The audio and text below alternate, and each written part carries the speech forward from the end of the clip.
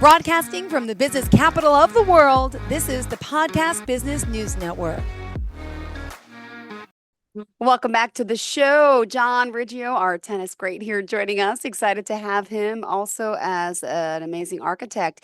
He wears many hats, and I'm excited to learn about his history in tennis and the contributions he's made and the sponsors he's had. And he's a legend, and it's excited to have him here. John, please say hello to everyone today.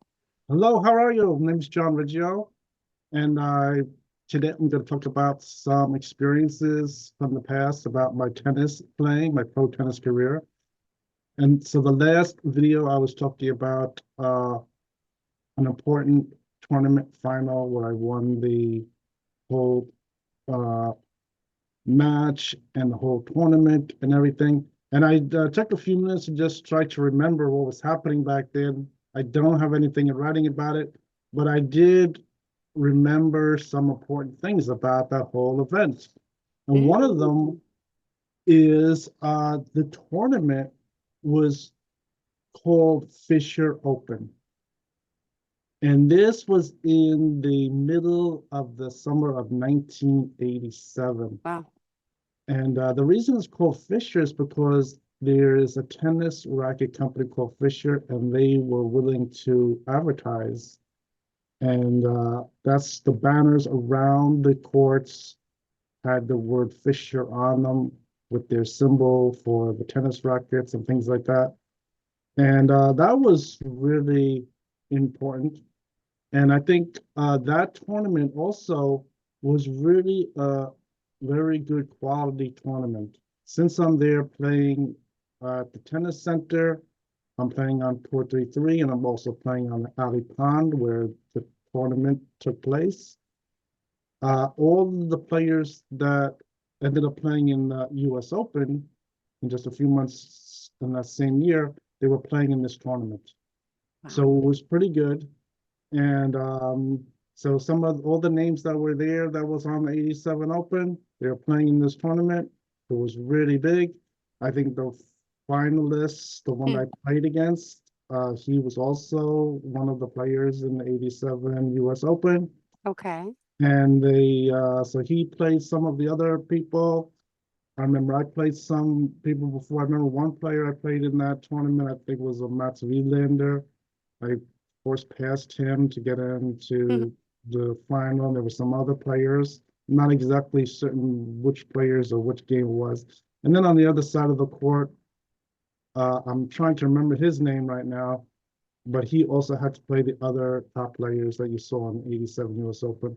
So the match was a good quality tournament. And I was able to win that, and it was really big. I think some very important things were that since Richard Branson was my sponsor, they have this interesting thing in the tennis. Whenever you change sponsors, they have a new tennis name for some reason. So my new tennis name, they just made it a sound spelling. They just called John Riggio, which is pretty good name. I had originally using that name years ago. When I went through some initial names, that was pretty good, just like a sound spelling in my name. You pick out the extra double letters, and it's very simple.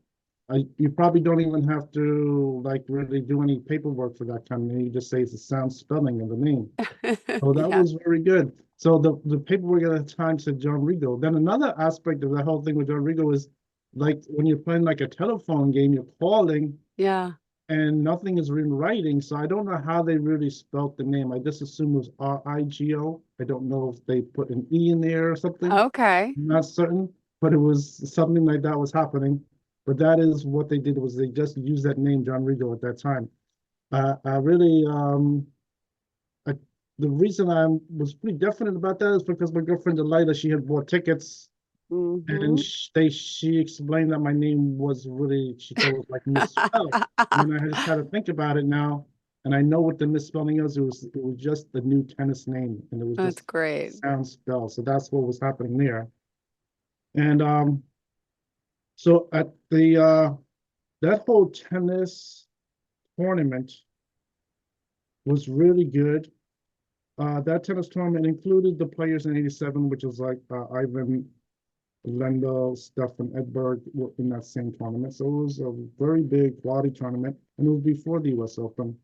And I think one thing about the tournament also was this was really like a really nice point for me and Lila, my girlfriend, because when I invited her and the whole thing with the final match came down, she was able to come there to the Abbey Pond, meet me at the locker rooms, and we had a very nice thing of coming out to the area where you would enter into the court, and they had professional photographers take photographs of us. So there are pictures Aw. here of me and my girlfriend, Aw. Delilah there, very nice professional photography. And so they have photographs there somewhere.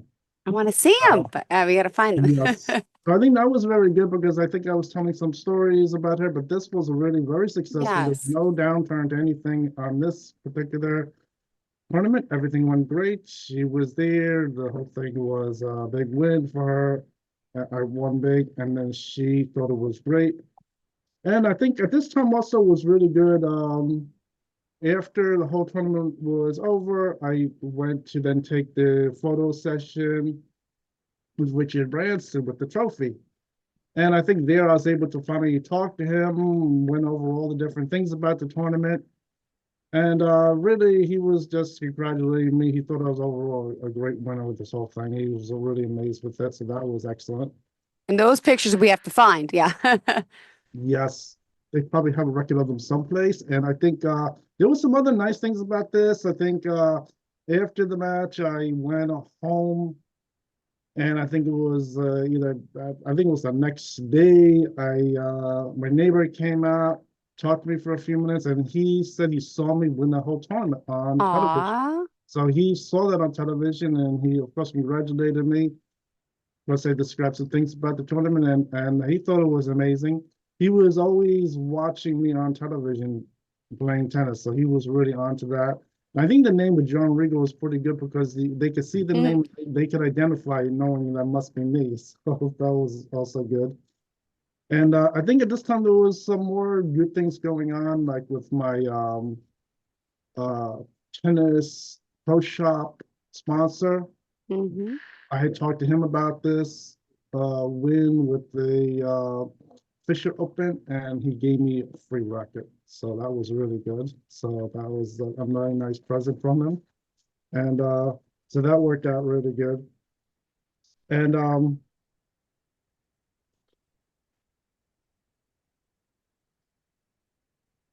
so I think this match also was really televised on really Do you want to show us this match? in fact, I don't have any. Oh, okay. I didn't know if you wanted to share your screen. Okay, perfect. You Mm, look at, I thought it looks like you're typing. I'm like, I don't see anything. Just making sure.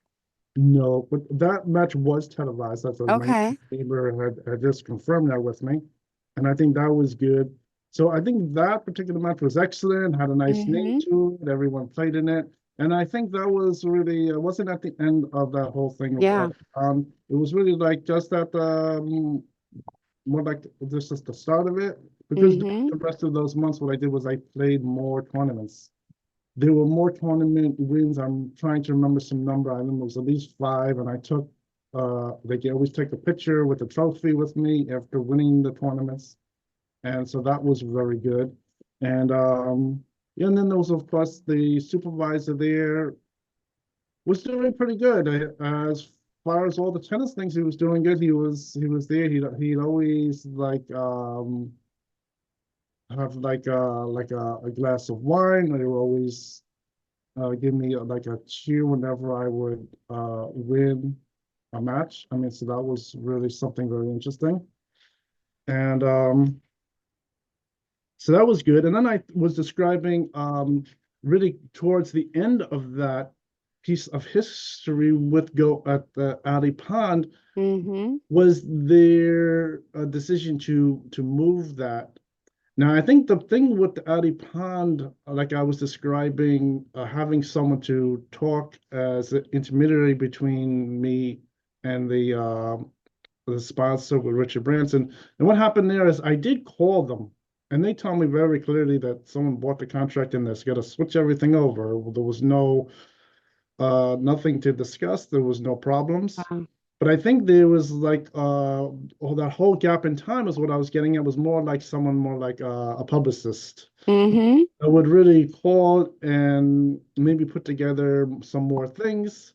I think at the tennis center, I was given some advice by Martina Navratilova. She was just giving me some advice about some things. Wait, what was the name? The female player, Martina Navratilova. Yeah, yeah. Okay, I know of her. So she used to, because all the females used to play there, and she was giving Okay. me some advice on doing some more public speaking, maybe having people come to the tennis center, showing them my new tennis center and things like that, Well, and making more, say, like news articles. I think, like, for instance, at the end of that tournament, I think uh, having a little more of publicists to maybe put some press release, an official press release, maybe it would get put in some more newspapers. Now, what that is that has to do with just the players' side. The sponsor doesn't necessarily need me to really be in the newspapers to hmm really to win in these games. It might even help if no one's bothering me with things like that too. It might Yeah. become a distraction. So Mhm. at this point, the idea was really to uh, try to figure out how to do that. Now, I think my education and even when I was there, I was in college at the time. Um, I really, my education didn't really support some idea of how to really publicize myself. So I think that was one problem. And and then I think the idea of hiring someone to do it was a little difficult. But I think these are some things that they were going over. hmm And I think like some things like that were sort of players might wonder like why you wouldn't have an agent, why we wouldn't have a Yeah. publicist and things like that. And really it's that was one interesting point about that. So that was the reason why I was sort of saying of why I would have someone talk to them was sort of to try to get a little personal things going. I think I had some ideas also. Vitas Gervais was suggesting me putting some ads in the newspaper to get a little teaching going. Maybe it would I could even teach college kids. Now, even though my contract was signed, I still had support from Clemson University. They were still backing me, and they stayed in my contract for a long time, going all the way to when the contract was sold to Mitsubishi Japan. So they were Wow. backing me that whole time. So that was like another line of support I was getting from Clemson. So hmm this whole thing, to trying to put this together was just something that I was looking at. And I think overall they might have liked it. I think they would like it. And that is just one thing I did. In fact, I did call around and got a few things. I think I talked about the one I did in Hawaii with the appearance there and the autographs and things like that. But I think that whole idea was really to try to build that.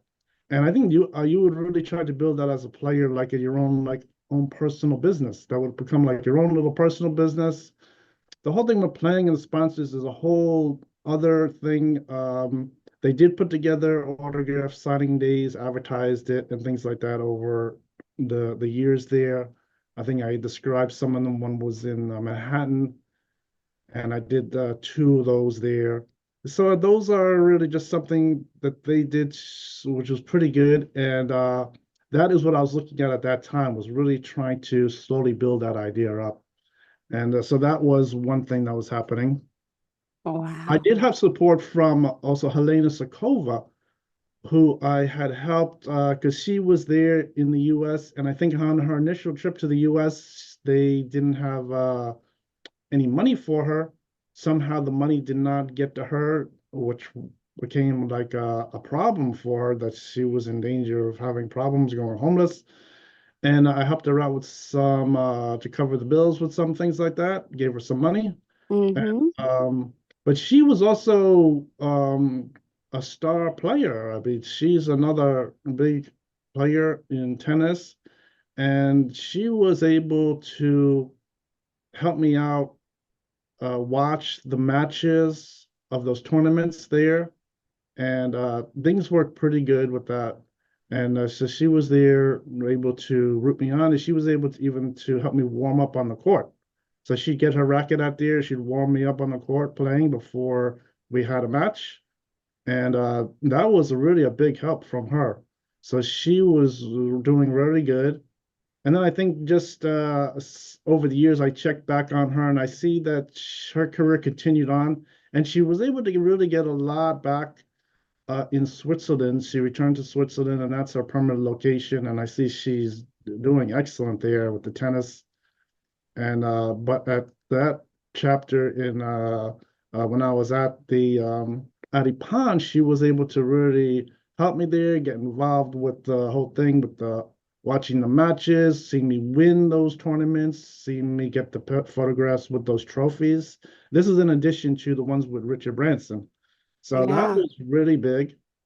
And yeah, so I think that's what's happening there. So there was that whole thing of like building my own center, sort of like I had like the tennis club.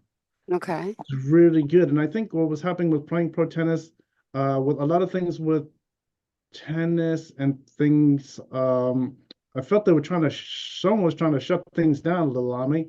And so trying to build that center, even if it's with some publicity, was really sort of important. They would always reinforce that, and they always used to also encourage me to find like certain type of things, like you said, like loopholes or like a savvy of doing things, where maybe someone would take some pictures of their own, keep them for later, and I could always use them, put them on the internet, put them in an article, things like that. So I think things like that were going on. All the official photographs, the professional pictures, I really have a problem finding those. I don't know how to find Okay. the pictures, but there are seems to be plenty of them. I think when I was there were some different like photo sessions going of me on the court playing. They sent a professional photographer there taking pictures of them, myself. And then there was one interesting thing about the whole thing with the photo publicity is they used to have the paparazzi come to take pictures of the different players, male Wow. players or female players. And uh, I was the really the decision maker on if the paparazzi photographers are allowed to come in and take pictures. And I said, yes, it's okay. So I think whenever I say yes to pictures like that, I always thought I was always getting less pictures for some reason. Yeah. I don't know why, because I didn't know where those photographs were going. I didn't know what magazine they were going in, but I let them take pictures because the I think photography pictures are somewhat valuable. Someone's coming and taking pictures of you. Maybe they'll put your name down, location, and I think that that was helpful. Although I haven't been able to really locate all those pictures, but they were there, coming in, taking some photographs. They didn't seem to bother anybody. I didn't see them really talking to anyone. They just took some pictures and would leave the Alipan Tennis Center, walk out the door. So that's what was happening at that point. And I mean, that was really interesting. Wow. And I think one interesting thing was with the tennis centers. So the tennis centers were very interesting. Each tennis center I had, I would uh, have like they'd ask me questions, maybe during while I'm playing there, they'd ask me questions of improving the tennis centers, things like that. And I think there was a few interesting things about the tennis centers. I think one of them was the player Guillermo Vidas, which I was comparing because he was had a number one contract, number one player, and he's visited like all of my tennis centers. So he's always friendly with me. So whenever he came down to the tennis courts, he came down to like at the time court 33, and he knew that they were building the Ali Pond, and we had discussed what's going on with the Ali Pond, how it's going to look. Hmm. And I think with his experience, because he's 14 years older than me, he was just explaining, and having like two locker rooms, entrance, two bleachers at minimum, one for each side, and of course, a nice court and everything may be covered. And I think those things were really very interesting. And whenever they ask me questions, I'd always forward that information to see if how we can improve it. I think that sort of came about, didn't come about on Ali Pond, because very interesting, Ali Pond was sort of made, designed by someone who was just designing on a trend with the building and a tennis bubble. This was still a trend starting like in 1975 of using tennis bubbles. And this was really the trend of having it. But I think a lot of people, they sort of like the idea of just having the building and the two bleachers. The cover over it might not have been what they thought was really like a good spot. I think even starting off in Jericho on the high school courts, I have pictures of them. I could show you some pictures today. Is it had like a two-story brick building, and there were always students in there, teaching in there, and they could watch my matches. They used to watch matches. They used to cheer at my matches. And then you would have the courts there. They'd have some bleachers in Mm-hmm. the courts. And then there was space also for the television van to drive up and put the boom up and take The boom. video. Yes, Yeah. and then they could take video of it. And let me just get that online here. Sure. Do this for a second.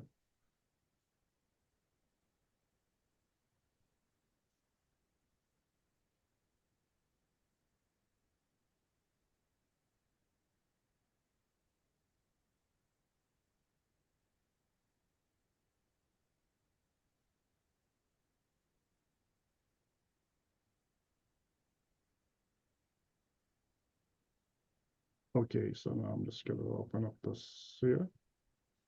No problem.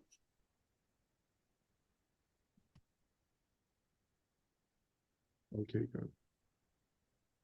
Okay, so let me share this. Go ahead. We just got 2 minutes left, so we got to share quick. Here it is. I just opened it There it right is. to the photograph. Perfect. Okay, so I think if you look here Mm-hmm. and you see that this is just the front of the stool, let me just Yeah. go back. Okay, so this is a photograph. This is a recent photo I took off of like Google, and it just shows a picture, shows a court, and you see the two-story brick Yep. building. So it has all windows. So I think there's a lot of students there. This is a middle school, high school, so this wasn't too bad. And in between the court and the building is a parking lot where they used to put bleachers. The CBS van could drive over there. Used to put the boom up, and was videotaping the matches. This is where my matches. Now this has two sections. Of course, it has one here to the right side, and there's some court to the left side. Originally, Okay. those were clay courts, but they asked Uh-huh. over them eventually, and they put in the usual hard court like this. Yeah. And so to the left, this was my courts here, usually for the national tournament and also for a lot of early playing when I was young. And then the court to the right, a lot of times we used to play the players after I was ranked 500 moving up. I was on this right side of the court, but it was pretty good here. And so this isn't really too bad as far as like having like a building there with people watching in the building. And then they have bleachers around here, and you see on here it has that windbreaker on the fence. So the windbreaker on the fence is pretty good. Sometimes they put some advertising on some of the matches, similar to what I had explained before. So that is pretty good. Let me see if I have another picture. Okay, this is another one. Now this shows that building to the left side. They have the pool in there. So it's pretty good. It has they have the drafting room up here. So there's plenty of people watching over here. So this wasn't too bad in some Yeah. ways. That this had all these people in the windows watching, and there's room for bleachers. There are bleachers to the left side. You put bleachers on the end, and on this side with the I'm video seeing truck. it. So that is really where I had started. And I played there for a number of years, and all the pros liked playing on the sport. They all used to come there and play on the sport. It wasn't too bad. So I think that is pretty good. And let me see if I can, okay, close this. And let me go to, Oh, we have to end the show. I'm sorry, John. okay, let me just unshare this for a minute. Okay, good. I hate when that Okay, yes. happens. So I think I wanted to really tell you the rest of that story with that Fisher Open, where I won the Fisher Open in 1987. It was really big. And then I just explained some really additional stories with that. I think that is really a good story and really some interesting information about the whole thing with the tournament and whole Body Pond location. Oh, well, thank you, John. How do we contact you and your fan page? Yeah, just go to John Riggio Pro Tennis Player, and you can like the page. You can send me a message, and there's all kinds of photographs there, and a link to my page that has all kinds of information of tournaments and experiences on it. So it's a lot of fun to watch. Perfect. Thank you so much. You have a fantastic day, John. Looking forward to our next time together. Bye-bye.